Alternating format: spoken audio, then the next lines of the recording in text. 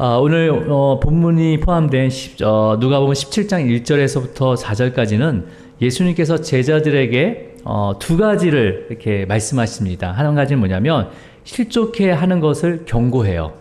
또 두 번째는 뭐냐면 용서에 대한 말씀입니다. 그러니까 용서를 한 번만 하지 말고 7번. 사실 이제 그러니까 유대인 사고는 무한하게 용서해라라는 의미를 가지고 있죠. 자, 그러면 예수님께서 제자들에게 먼저 어떻게 말씀하시냐면 다른 사람을 실족하게 할 수 있는 상황이 있을 수 있다. 여러분도 다른 사람들을 실족한 적이 있습니까? 내 의도와 상관없이 실족하게 할 수가 있다라고 예수님께서 제자들에게 말씀하세요. 자, 오늘 한번 예수님께서 어떻게 말씀하시는지 우리 함께 17장 1절부터 읽어볼까요? 시작! 예수님께서 제자들에게 이르시되 실족하게 하는 것이 없을 수는 없으나 그렇게 하는 자에게는 화로다. 그러니까 예수님께서는 알고 있었어요. 누구나 실족하게 할 수 있다라는 거죠. 하지만 그렇게 하는 자에게는 뭐가 있다고요? 화로다. 쉽게 말해서 심판이 있을 것이다 라고 경고하시는 거예요. 여러분, 그러니까 이거 뭐야? 실족하게 하라는 겁니까? 실족하게 하지 말라는 겁니까? 어떤 이유든 실족하게 할 수 있어요. 맞아요. 하지만 어떤 이유든 나의 제자들에게 하시는 말씀이죠. 예수님의 제자들은 실족하게 하면 된다, 안 된다? 안 된다는 거예요. 안 된다는 거예요. 여러분, 그럼에도 불구하고 실족하게 할 때가 있습니까? 없습니까? 예. 다 있다고 하니까 좀 내가 당황스럽네요. 여러분, 실족하게 한다는 것은 뭐냐면, 이 원어적인 의미는 뭐냐면 덫이나 올가미로 어떤 의도를 가지고 이렇게 덫이나 올가미로 사로잡으려고 하는 그런, 그리고 덫이나 올가미를 어떻게 합니까? 그걸 덫이나 올가미를 만들면 그것을 드러내요? 아니면 딱 숨겨요? 그렇죠. 숨겨져. 예. 그러니까 우리가 실족하는 것은 의도적인 아니지만은 숨기면서 그 사람을 어떻게 합니까? 올가미나 덫으로 사로잡으려고 하는 그런 모습이 바로 실족하다라는 의미예요. 그러니까 여러분, 뭐예요 지금? 다른 사람들을 넘어지게 하거나 아니면 죄를 짓게 하는 유혹. 그러니까 이 실족하게 하는 것은 누가 역사하는 거예요? 성령님이 역사하는 것이 아니라 사단이 역사하는 거죠. 사탄이. 그죠? 그러니까 신앙과 여러 가지 말과 행동으로 어떤 지체의 신앙과 믿음에서 멀어지게 하는 행위를 한다. 이것은 실족하게 하는 거죠. 자, 그러면 여러분, 믿지 않는 세상 사람들은 사탄에게 속아서 이렇게 실족하게 할지라도, 다른 사람들을 실족하게 할지라도 이제 예수님의 제자로 살아가는 자들은 실족하게 하라는 거예요? 하지 말라는 거예요? 하지 말라는 겁니다. 말라는 거예요. 그래서 실족하는 자는 화가 있을 것이다 라고 경고를 하시는 거죠. 여러분, 어떤 상황 속에서도 실족하는 말이나 행동을 하지 마시기 바랍니다. 생각도 하지 마시기 바랍니다. 그 심판이 얼마나 무서운지를 예수님께서 제자들에게 비유를 들어서 말씀하시는데, 오늘 누가복음 17장 2절 같이 함께 있습니다. 시작! 그가 이 작은 자 중에 하나를 실족하게 할진대 차라리 연자 맷돌이 그 목에 매여 바다에 던져지는 것이 나으리라. 자, 예수님께서 뭐라고 합니까? 이 작은 자 중에 하나를 실족하게 한다면 뭐라 합니까? 뭐 하라는 거예요? 차라리 여기에는 심판 받는 것보다 차라리 연자 맷돌을 그 목에 매어서 바다에 던져지는 것이 낫다라고 얘기하는 거예요. 그러니까 여러분, 여기서 작은 자는 어떤 자일까요? 먼저 작은 자. 이 작은 자는 헬라어로는 미크로스라는 단어예요. 우리가 단위를 계산할 때 마이크로스라는 단어를 쓰죠. 마이크로스보다 더 작은 게 미크로예요. 미크로. 그러니까 보여요, 안 보여요? 그러니까 이 작은 자는 존재감이 없는 자라는 거죠. 어쩌면 정말 우리가 뭐 신경 쓰지 않아도 되는 사람? 뭐 이렇게 생각할 수도 있는 거겠죠. 그죠? 그러니까 존재 가치가 없는 자. 그러니까 실족되더라도 주변이나 세상에 영향을 주는 자입니까? 아닙니까? 영향을 줄 수 있어요? 없어요? 없는 거예요. 예. 마음 가운데 아, 저 사람이 그냥 실족해서 떠나갔으면 좋겠다. 뭐 이런 마음이 있을 수 있어요, 없어요? 지금도 있어요, 없어요? 어? 이렇게 크게 웃으세요, 지금. 그렇잖아요. 그러니까 근데 그가 실족해도 뭐 실족했는지 안 했는지 관심도 없는 그런 그 작은 자라도 실족하게 한다면 차라리 어디에 목에 뭐를 메어서 연자맷돌을 메어서 바다에 던져지는 것이 낫다라고 얘기하는 거예요. 그러니까 뭐예요? 심판을 받기 전에 그렇게 주는 것이 더 나을 수도 있다. 그냥 실족하기 전에 그렇게 실족하려고 한다면 만약 그냥 그 자리에서 연자맷돌 메고 바다에 뛰어들어라. 네 말과 행동으로 실족하게 하려고 한다면 그냥 연자맷돌을 목에 걸고 바다에 뛰어내려 버려. 그게 나을 수 있어. 괜히 실족해가지고 너가 화를 입는 것보다는 그렇게 죽는 것이 나을 수 있다라고 경고를 하시는 거죠. 자, 여러분 여기 연자맷돌은 어떤 거죠? 연자맷돌? 혹시 연자맷돌 보셨습니까? 우리 어르신들 혹시 보셨어요? 맷돌은 보셨죠? 예. 맷돌은 어떻게 합니까? 들 수 있어요, 없어요? 들 수 있어요, 맷돌은. 뭐 크기에 따라 다르겠지만 연자맷돌은 나귀가 끌고 가는 맷돌이에요. 예. 그러니까 커다란 거죠. 엄청 커다란 거죠. 그러니까 삼손이 연자맷돌을 끌었잖아요. 큰 연자맷돌을. 그러니까 이것을 목에 매면 어떻게 됩니까? 견딜 수 있어요, 없어요? 그 메고 바다에 던져진 게 낫대요. 그러면 이 사람은 어떻게 되는 거예요? 살 수 있는 사람이에요? 살 수 없는 사람이에요? 살 수 없는 사람이죠. 그러니까 여러분, 뭐 그 당시에 실제로 이런 형벌이 있었어요. 가장 수치스러운 형벌인 거죠. 연자맷돌을 목에 메고 바다에 던져지는 형벌이 있었다는 거예요. 여러분, 그러니까 실족하게 하는 죄를 예수님께서 얼마나 큰 죄인지를 지금 비유로 말씀하시는 거죠. 그죠? 그러면 실족하게 하면 되겠습니까? 안 되겠습니까? 안 돼요, 안 돼요. 예. 우리의 말 한마디, 행동 하나가 누군가의 그 믿음을 흔들거나 실족하게 만들지 않도록 여러분 신중하시기 바랍니다. 말 한마디 내뱉을 때, 또 우리의 행동을 또 어떤 행동을 하기 전에 정말 내가 누군가를 실족하게 할 것인지를 한번 확인해 봐야 된다는 거죠. 그래서 매일매일 자신을 살펴야 되는 거예요. 살펴야 되는 거죠. 그래서 어떤 사람이든 실족하지 않도록 늘 깨어있기를 권면해 드립니다. 자, 그렇다면 여러분,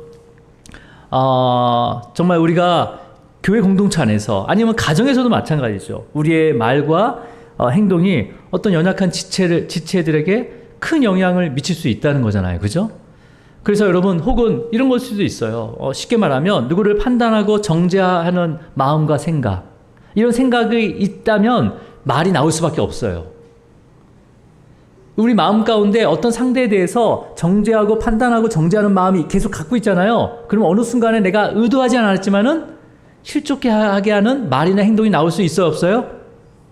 있죠. 들어가는 것이 더러워지는 것이 아니라 내 안에서 나오는 것이 더럽다고 말씀하신 것처럼 우리의 마음이 부패한 마음이 있다면, 더러워진 마음으로 인해서 또 내가 판단하고자 하는, 정죄하고자 하는 마음이 있다면 결국은 내 입으로, 내 행동으로 나타날 수 있다는 거죠.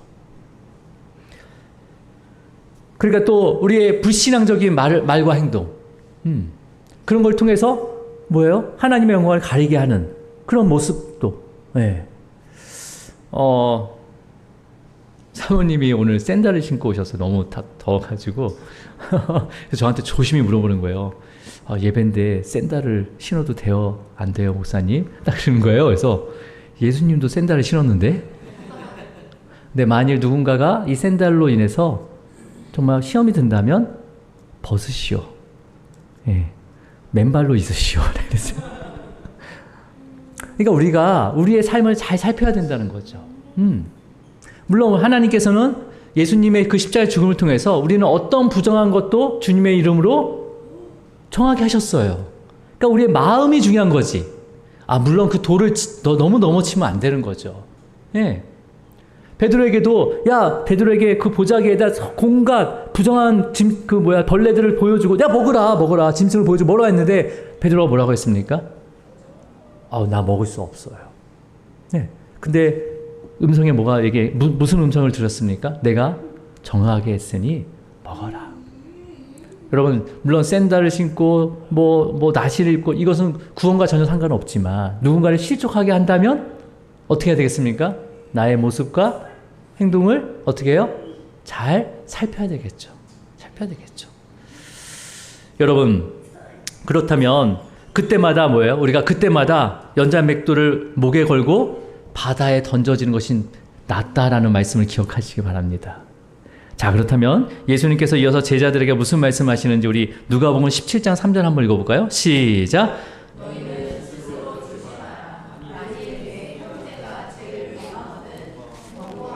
회개하거든 용서하라. 자, 예수님께서 또 제자들에게 뭐라고 얘기하고 있어요? 용서하라라고 명령하고 있습니다. 용서하라가. 어떨 때 용서하라는 거예요? 아, 네 형제가 너의 형제가 지체 중에 죄를 범하거든. 옛날 성경에는 꾸짖으라고 되어 있습니다. 근데 오늘 우리 새 번역 성경 개혁 개정 성경에는 경고하라고 했습니다. 경고. 야, 경고하라는 건 뭐예요? 그걸 하지 말라는 사랑의 권면인 거죠, 사실은요. 그죠? 자, 경고를 하고 그가 회개하거든 어떻게 하라고요? 아, 용서하라라고 합니다. 용서하라. 예. 근데 여러분, 근데 먼저 용서하라 하기 전에 너희는 뭐 하라고 합니까? 스스로 조심하라라고 합니다. 뭘 조심하라는 거예요? 뭘 조심하는 겁니까? 지금 죄를 범하거든 경고하고 회개하거든 용서하라고 했잖아요. 그럼 스스로 조심하라는 것은 뭘 조심하라는 거예요? 너도 죄를 범하지 않도록 조심하고, 너도 죄를 범하지 않도록 조심하고. 그럼 여러분 뭐 하는 거예요? 제자들도 죄를 범하지 않도록 조심하라는 거죠. 그러니까 죄가 조심하고 그 죄를 조심하고 죄를 짓지 않았다면 내 형제의 죄를 범하거든 경고하고, 그 다음에 회개하거든 용서하라는 거죠. 그러니까 이건 뭐예요? 예수님을 모를 때는, 우리가 몰랐을 때는 죄를 범하고 나서 이 죄를 어떻게 하려고 합니까? 감추려고 해요. 덮으려고 합니다. 그죠? 예수님 믿기 전에는, 예수님 몰랐을 때는. 근데 예수님 알고 나서는 어떻게 합니까?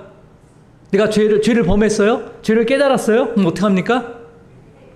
오히려 죄에 대해서 고백을 해요. 내가 이런 죄를 졌습니다 하고 예수님께서 나의 죄를 대신해서 십자가에서 모든 죄값을 치렀다는 것을 믿고 어떻게 합니까? 주님의 이름으로 회개하고 용서를 받습니다. 용서를 받아요. 이렇게 용서를 받은 자는 형제가 죄를 범하거든 어떻게 합니까? 사랑으로 경고하고 그가 회개하면 용서하라라고 말씀하시는 거예요. 여러분, 용서는 내가 하는 용서가 아니에요. 주님께서 받은 용서에 근거한 용서입니다. 내가 하는 게 아니에요. 용서하라고 하면 내가 용서할게요. 이게 그 용서가 그냥 감정적으로 용서한다는 그런 마음이 아니라 내가 받은 용서.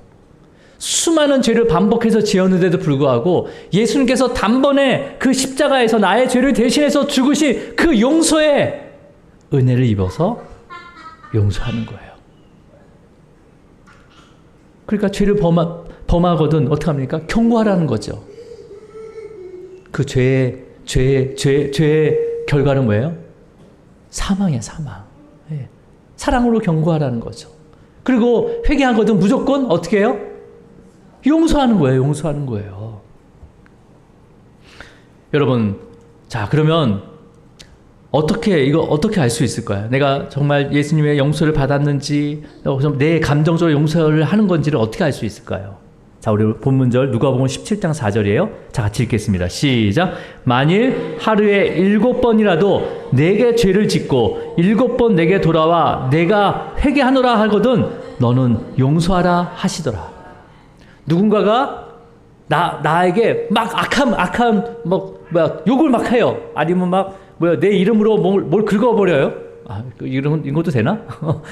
알리지 않고 막 긁고, 미안해. 내가 오늘 뭘 샀어. 이걸 7번이나 긁었다고 생각해 보세요. 화나요, 안 나요? 아니면 나에게 악한 말을 7번에 쏟아냈어요. 처음에 쏟아내고 놓고, 미안해. 내가 실수했어 하면서 용서해줘. 그래, 실수했다, 용서해줄게. 근데 또 두 번째 또 악한 말을 하고 또 내가 실수했어. 그래, 2번까지 용서해줄게. 또 해요. 3번. 너 죽을래? 7번까지 용서하래요. 7번까지. 여러분, 유대인에게 7번은 뭐예요? 완전한 충만함이에요. 그러니까 뭐예요? 7번만 용서하라는 것이 아니라 헤아릴 수 없을 정도로 죄를 짓고 회개한다면 어떻게 하라고요? 용서해라는 거죠. 여러분, 베드로가 예수님께 몇 번까지 용서해야 됩니까? 라고 물어봐요. 마태복음에서. 그러니까 예수님이 뭐라고 합니까? 7번이라고 합니까? 예? 7번을 70번까지 용서를 하면서 완전히 뭐예요? 정말 뭐예요? 무한한 용서를 해야 된다라는 걸 얘기하는 거죠. 그러면 여러분, 우리의 마음으로 용서할 수 있을까요? 용서할 수 있어요, 없어요? 2번? 3번? 예. 사람에 따라 다르겠죠. 하지만 무한한 용서는 불가능합니다. 오직 내가 어떤 용서를 받았는지를 아는 자만이 용서할 수 있는 거죠. 예수님께서도 나를 용서하셨고 그 지체의 죄도 주님께서 용서하실 텐데 내가 왜 용서 못할까? 이건 뭐예요? 순종하지 못하는 거죠. 여러분, 무한한 용서의 명령은요, 인간의 본성으로는 불가능합니다. 어떻게 하루에 7번이나 나에게 죄를 짓고 돌아온 사람에게 회개했더라도 어떻게 계속 용서할 수 있어요? 여러분, 이것이 바로 예수 그리스도의 복음입니다. 어떤 죄이든 수 없는 그 죄를 예수님께서 십자가에서 단번에 용서해 주셨어요. 그 죄값을 치르셨어요. 그러면 여러분, 그 예수 그리스도의 복음을 받은 자는 어떻게 되는 거예요? 그 복음을 받은 자예요. 그 복음을 믿는 자예요. 그러면 예수 그리스도의 그 용서가 나의 용서가 되고 내가 지체들의 그 용서를 내 감정으로 용서하는 것이 아니라 누구의 용서로? 예수 그리스도의 용서로 용서해야 되는 거죠. 여러분, 그리스도인들의 용서는 감정적인 문제가 아니에요. 감정하고 분리하시기 바랍니다. 우리는 사실 감정도 하나님께 주신 성향이죠, 사실은. 하지만 이 감정이 부패했단 말이에요. 우리 마음 가운데 죄로 인해서 부패했어요. 그렇다면 이제는 뭘 붙잡아야 됩니까? 예수 그리스도를 붙잡아야 되죠. 예수 그리스도께서 나의 죄를 위해서 정말 무한하게 용서하셨다면 우리는 그 용서에 힘입어 또 지체들을 용서할 수 있어야 되는 거죠. 이게 바로 이 모습이 바로 예수님의 증인된 삶인 거예요. 그리스도의 증인된 삶인 거예요. 여러분, 그렇기 때문에 용서는 하나님의 명령입니다. 그러니까 용서는 하나님의 명령이고 순종해야 하는 믿음의 행인 거예요. 그러면 여러분, 그렇기 때문에 용서하지 못하는 마음이 우리 안에 있다면 어떻게 됩니까? 예, 우리를 누르게 돼 있어요, 당연히. 우리를 자유하지 못하게 돼 있습니다. 이게 해결되지 않으면 어떤 것도 해결되지 않아요. 먼저는 어떻게 해요? 예수 그리스도가 나의 모든 죄를 용서하셨다는 그 믿음 가운데 하나님과의 관계가 회복이 돼야 되죠. 그러고 나서 어떻게 합니까? 그 용서받은 그 은혜에 따라서 내 주변의 모든 사람들을 어떻게 해야 되는 거예요? 용서하라는 거죠. 자, 그렇다면 이제 말씀을 정리하겠습니다. 여러분, 우리가 누군가를 용서하지 못한다면 하나님과의 관계까지도 막히게 되는 거예요. 용서하시기 바랍니다. 하나님의 관계가 다시 회복될 수 있도록 용서하시기 바랍니다. 내 마음이 아니라. 그래서 어떻게 기도해야 되는가? 주님, 나를 긍휼히 여겨 주시옵소서. 이 죄인을 불쌍히 여겨 주시옵소서.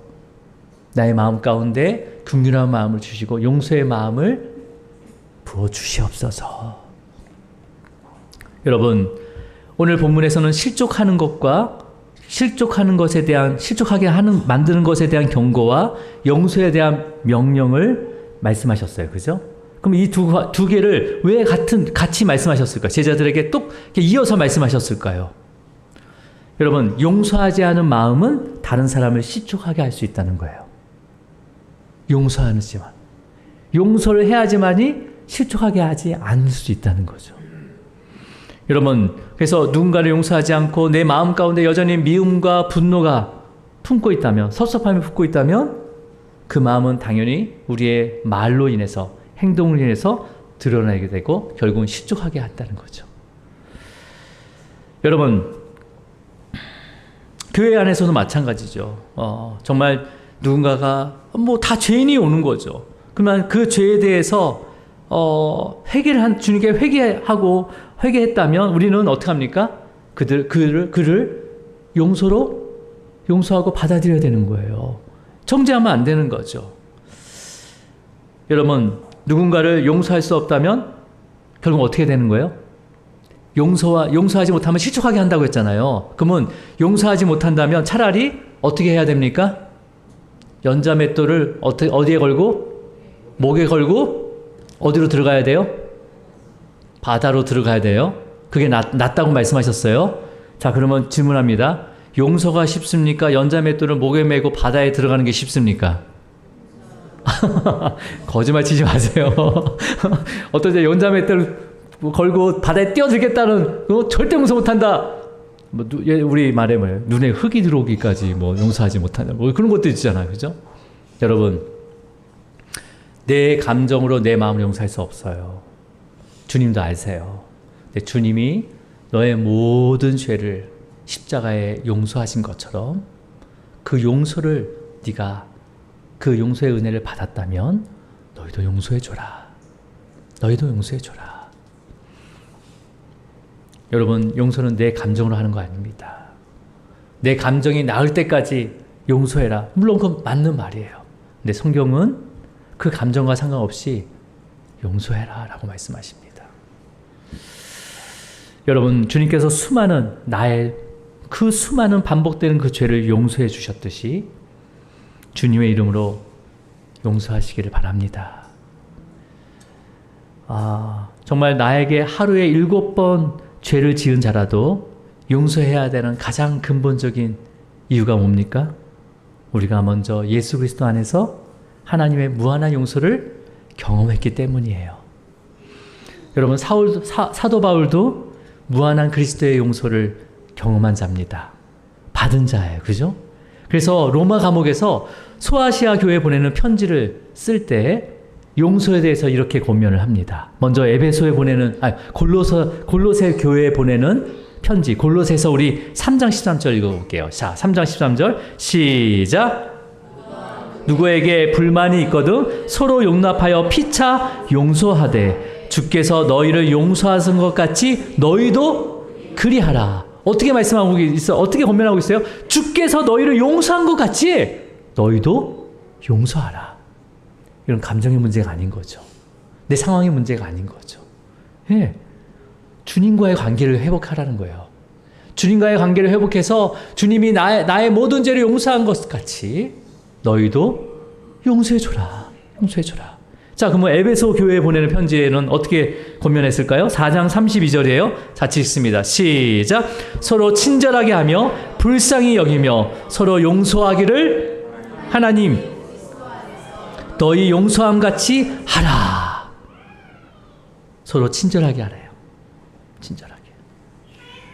또 어떻게 하라 합니까? 불쌍히 여기래요. 다 죄인이에요. 죄인이에요.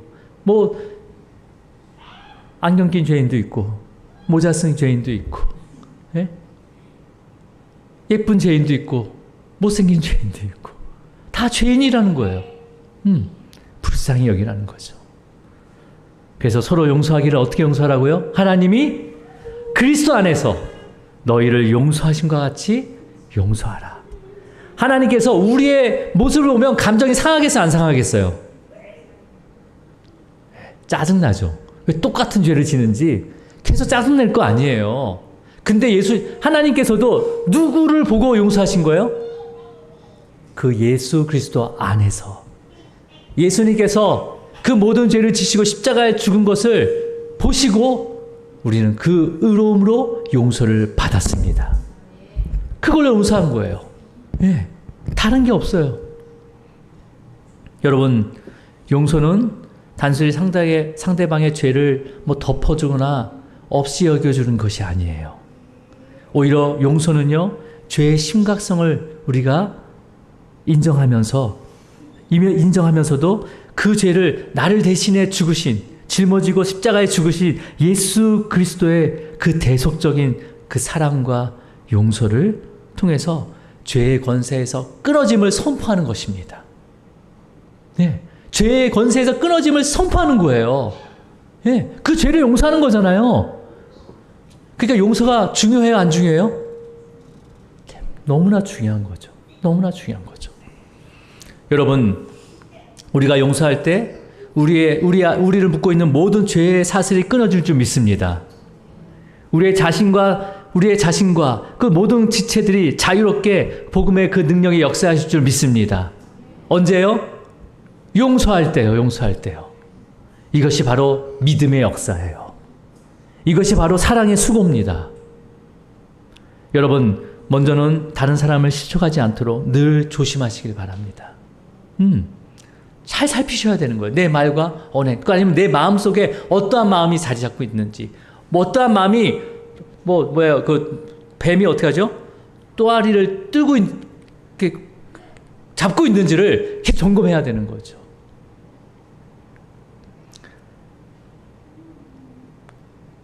동시에 죄를 회개하는 지체들을 주님으로 무한하게 용서하기를 축복합니다.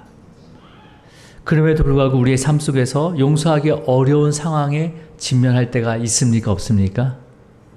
있어요.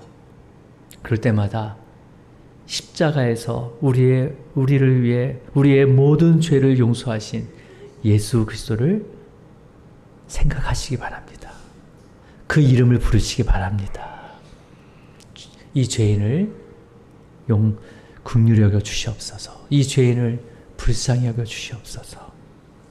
주님의 그 사랑과 희생을 또 우리가 묵상하면서 우리 안에 용서할 수 있는 힘과 마음을 달라고 간구하시기 바랍니다. 간구하는 자에게 주셔요, 안 주셔요? 주십니다. 용서의 마음을 부어주세요. 여러분, 용서는 감정의 문제가 아니라 믿음의 결단임을 믿으시길 바랍니다. 믿음의 결단이에요. 내 감정은 여전히 용서할 수 없지만 나를 모든 죄에서 용서하신 그 주님을 믿는 믿음으로 결단하는 거예요. 그리고 그 복음의 능력을 삶으로 증거하는 방법이 바로 용서입니다. 오늘 이 시간 우리 모두가 주님의 이 말씀에 순종하며 실족시키는 자가 아닌 용서의 사랑으로 다른 사람들을 더 잘 세워주고 그리스도 안에서 함께 성장하며 진정한 제자로 또 그리스도인의 증인 되기를 주님으로